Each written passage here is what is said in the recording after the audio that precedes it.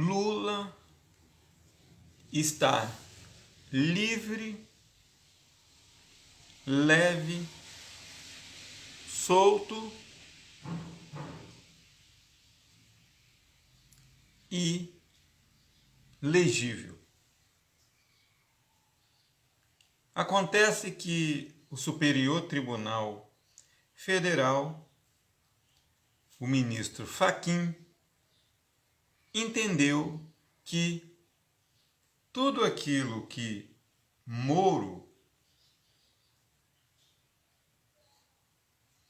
o juiz de Maringá, que se deixou envolver pela política e se corrompeu, aceitando ser ministro da Justiça de Bolsonaro e depois tomou um pé no traseiro do próprio Bolsonaro,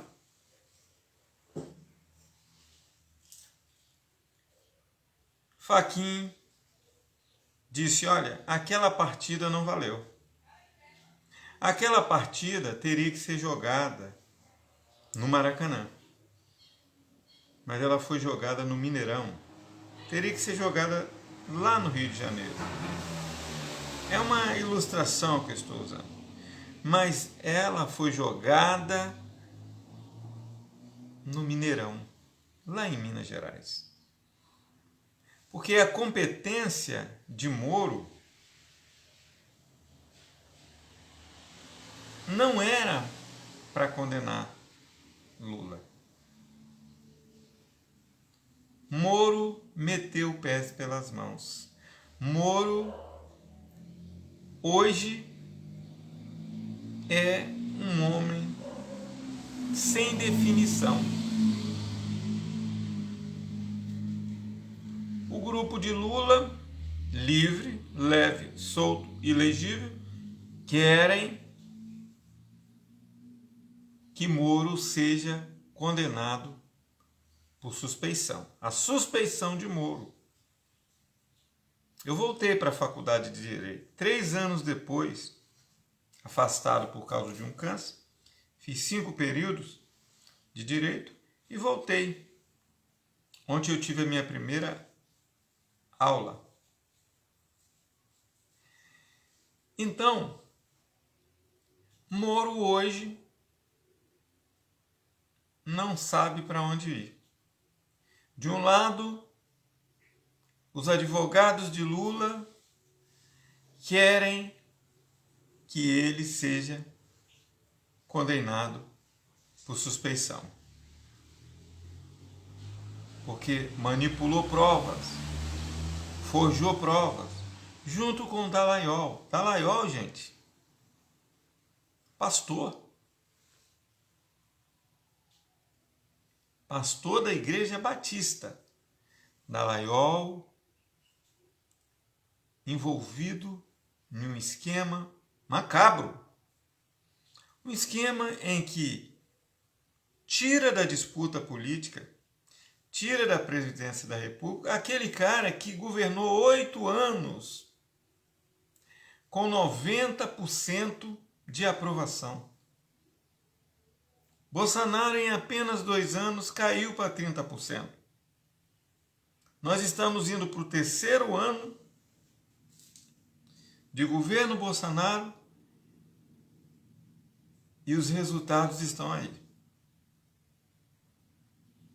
O Bolsonaro se tornou o próprio bolsovírus, porque num sistema de necropolítica e sindemia, ele vai governando e ele vai contribuindo para que o vírus mate já 265 mil pessoas.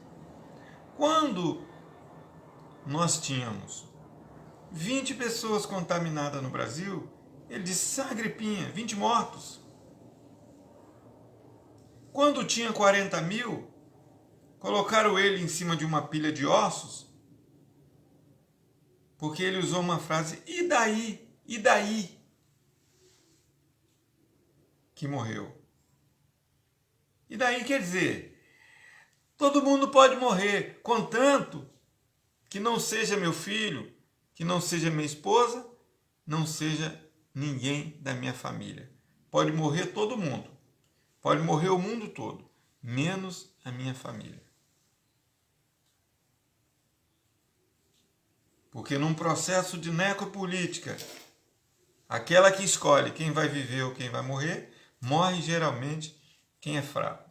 Foi essa a visão de Hitler. Os judeus eram ricos.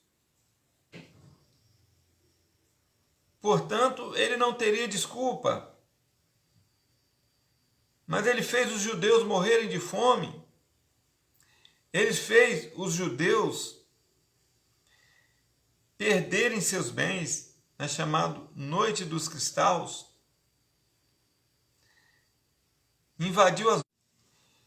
Invadindo as lojas dos judeus, ele deu a ordem para quebrar tudo, para que ninguém entrasse mais para trabalhar. O problema era diferente do que hoje. O Hitler, quando ele estava perdendo a guerra, ele saiu do bunker, seu esconderijo a 12 metros debaixo da terra, e Hitler, ele disse, olha, convoquem os meninos de 12 anos para lutar. Eles precisam morrer por Hitler. Uma verdadeira cruzada infantil. Aquela cruzada que aconteceu na França em 1200. Em 1200, quando colocaram na cabeça de crianças que eles deveriam ir até Jerusalém, saindo da França, irem até Jerusalém para ali conquistar a Terra Santa. Esses meninos, cerca de 20 mil, 30 mil crianças, nunca chegaram lá. Morreram no mar, viraram escravos dos mercadores. Ah, você está indo para onde? Para Jerusalém? Sim, nós vamos para lá também, entra aqui no navio. E ali no navio eles iam, vendidos como escravos. Uma verdadeira marcha dos inocentes. Marcha dos infantes. A chamada marcha das crianças. Na França. Vamos voltar lá em Jerusalém. Vamos conquistar as terras que eram dos cristãos. Colocaram na cabeça deles isso. E eles foram. Assim também, Bolsonaro tem colocado na cabeça das pessoas que morrer faz parte da vida. Então não importa se morra 200, 300, ele dizia, tem que morrer 30 mil. E Fernando Henrique tem que ser fuzilado. Então, Bolsonaro, a cada dia, vai perdendo totalmente o controle. Ou controlando mais. Porque ele é o Bolsonaro. Ele dificulta.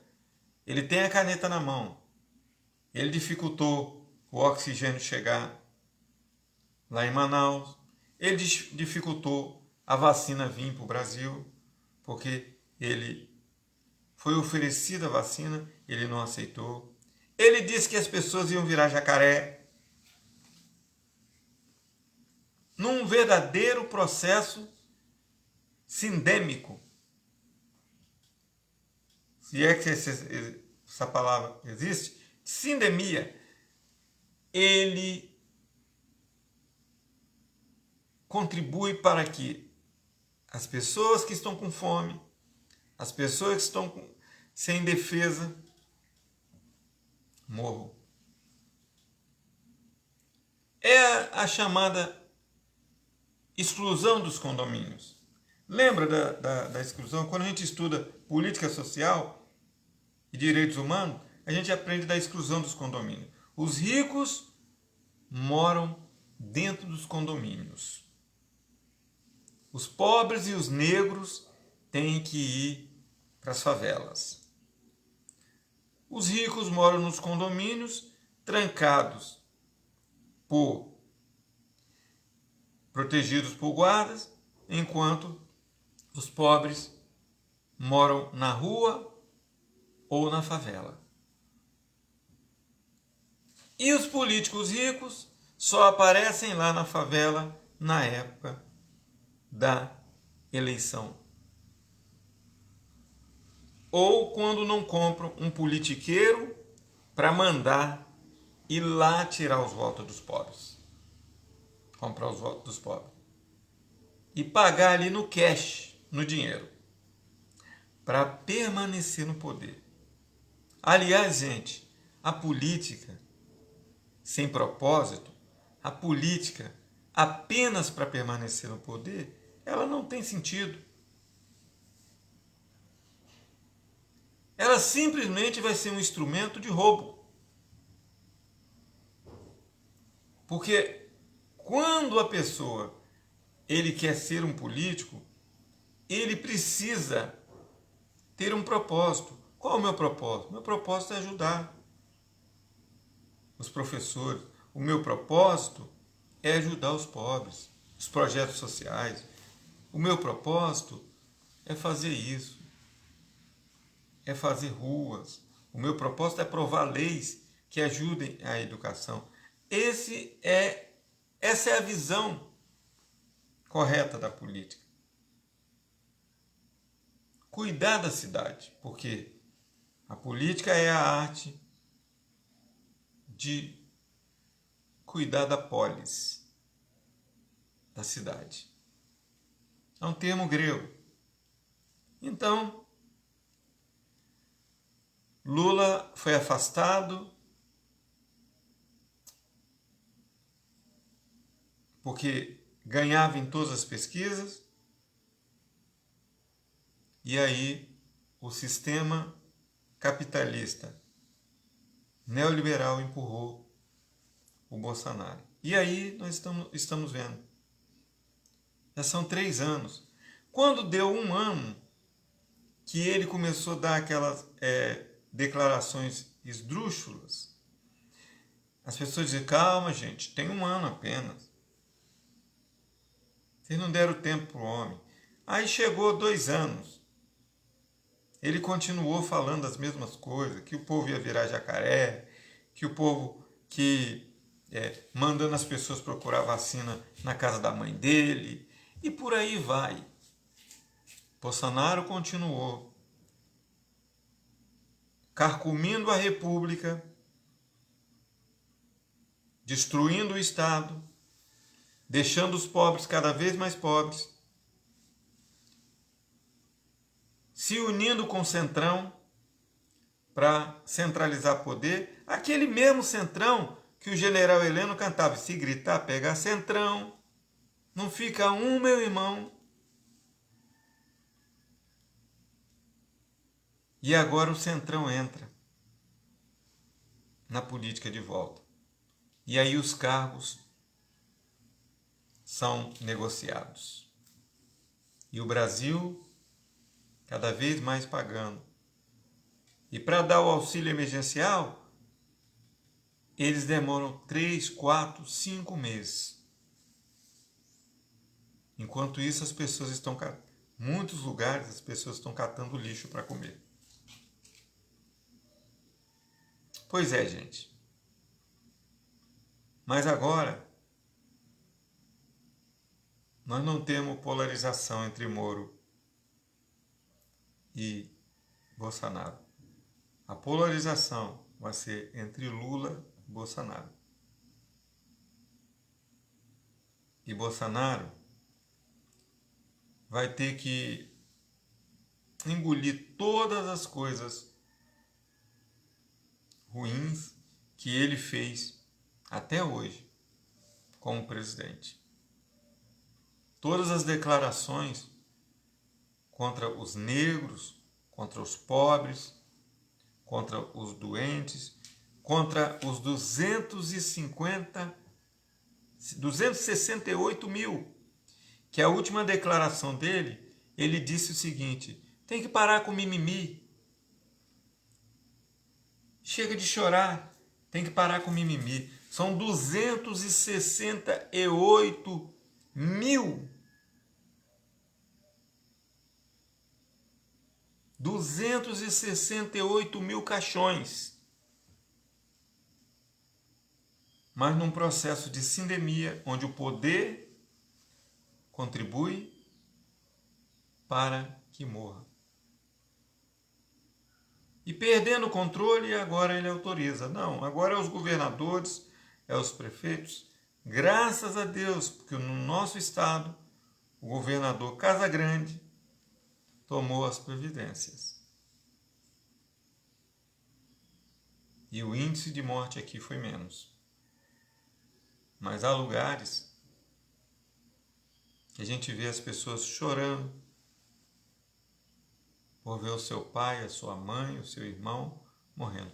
Você, irmão, você que votou no Bolsonaro, eu sou evangélico há 37 anos. Eu votei no Collor, votei em todos esses políticos.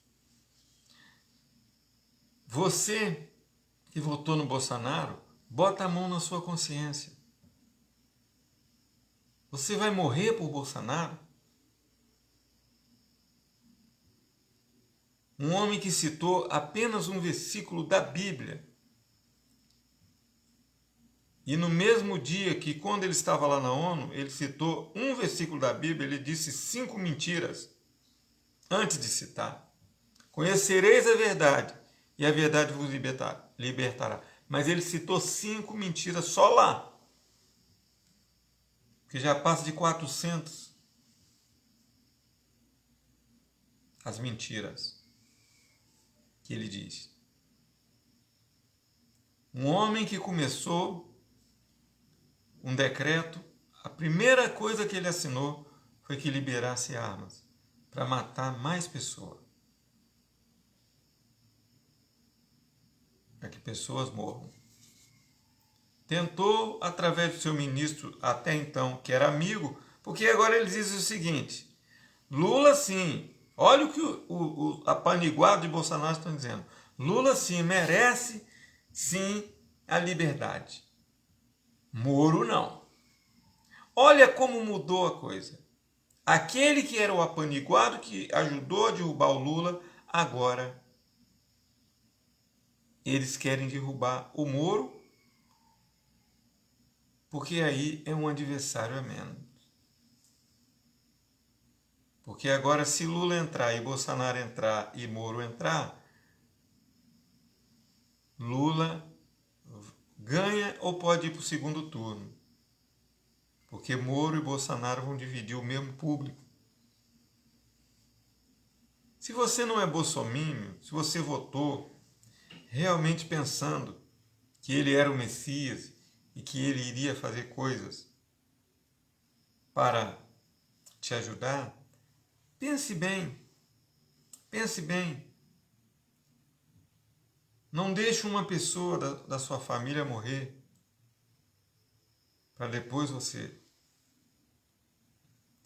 se arrepender. Se arrependa agora. E Lula está aí. Eu não votei no Lula. Lula foi presidente 8 anos. Eu não votei nele. Uma vez eu votei na Marina Silva e outra vez eu votei no Garotinho, se eu não me engano. Mas quando prenderam Lula e tiraram ele o direito de disputar uma eleição, eu não concordei. Eu fazia o primeiro período de direito. Eu conheci Bolsonaro pessoalmente. E eu não concordei nunca com isso. Você não ganha uma eleição prendendo o principal candidato. Você deixa correr. Deixa haver democracia. para que o povo escolha. Só que prenderam um, deixando o outro livre para fazer campanha. E ainda 200 empresários brasileiros, inclusive o velho da Havan, chamado velho da Havan, Luciano Hang,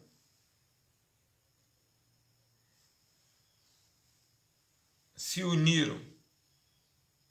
Os despachantes das armas se uniram para empurrar o Bolsonaro.